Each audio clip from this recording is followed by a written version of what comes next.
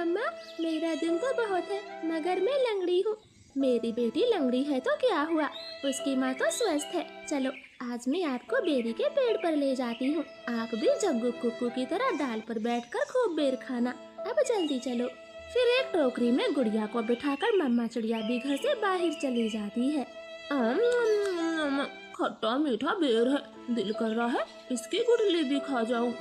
नहीं जग्गू, गुठली नहीं खाना, बेर बहुत है, तुम बेर को ही खाओ। मैं तो कुछ बेर अपने घर भी लेकर जाऊंगा।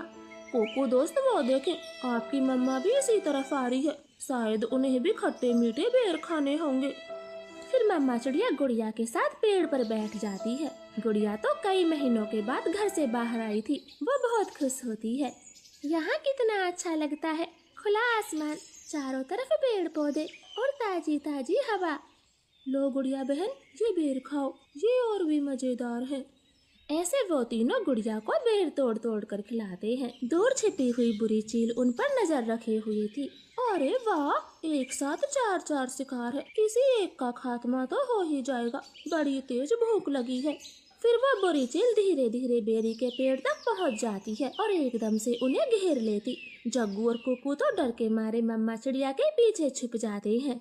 सब ऐसे ही खड़े रहो, अगर एक भी भागा तो कच्चा चबा जाऊंगी, बड़ी तेज भूख लगी है मुझे। नाना चील जी, हमें जाने दे, हमारी जान बख्श दे, छोटे बच्चों पर रहम करे। नाना चिड़िया, किसी एक को तो अपना शिकार बनाकर ही खाऊंगी। चील उनके सामने बैठी थी, तभी धीरे से जग्गू कौवा कुक्कू के कान में बोलता है, कुक्कू दोस्त, इस चील को गुड़िया को सौंप देते हैं, वैसे भी गुड़िया लंगड़ी है, ये जी कर क्या करेगी, कम से कम हम तीनों की तो जान बचेगी। जग्गू की ये बात सुनकर कुक्कू तुरंत अपनी माँ से बोलता है, मम्मा मम्मा, गुड़िया को यहीं छोड़ दो और चलो यहाँ से, हम अपनी जान बचाते हैं। हाँ भाई, ये भी ठीक है, मेरा काम इस लंगड़ी चिड़िया से ही चल जाएगा, तुम सब चले जाओ। चील ने इतना कहा ही था कि तभी रानो चिड़िया जोर से चील को धक्का मारती है और पेड़ से नीचे गिरा देती। जग्गू कुक्कू, गुड़िया को साथ लेकर यहाँ से भाग जाओ, मैं इस चील को आपके पीछे नहीं आने दूंगी, बेटा जल्दी से भागो यहाँ से। इतना कहकर रानो चील पर हमला कर देती है और जग्गू और कुक्कू टोकरी लेकर वहाँ से भाग जाते हैं। चिड़िया और चील में काफी देर तक लड़ाई होती है और आखिर में चील रानो को जान से मार देती है। मरगी, छोटी चिड़िया मरगी, मुझसे लड़ने चली थी, अब तेरा मांस में मजे से खाऊंगी। कुक्कू भाई, मम्मा अभी तक घर नहीं आई। मम्मा को चील ने मार दिया है, वरना वो अब तक आ जाती, क्या जरूरत थी मम्मा को वहाँ ले जाने की। भाई, अगर हम वहाँ न होते तो वो बुरी चील आपको खा जाती, आप ऐसा क्यों बोलते हो।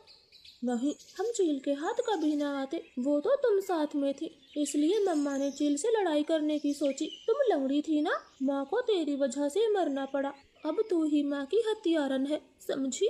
ऐसे कुक्कू तो गुड़िया को ही दोषी ठहराता है। अब गुड़िया का ध्यान रखने वाला कोई नहीं था। कुक्कू सारे दिन बाहर घूमता फिरता, वो लंगड़ी बहन का बिल्कुल भी ख्याल नहीं रखता, चाहे वो भूखी हो या फिर प्यासी हो। भाई, सुबह से रात हो गई है, आप मेरे लिए कुछ खाने को नहीं लाए।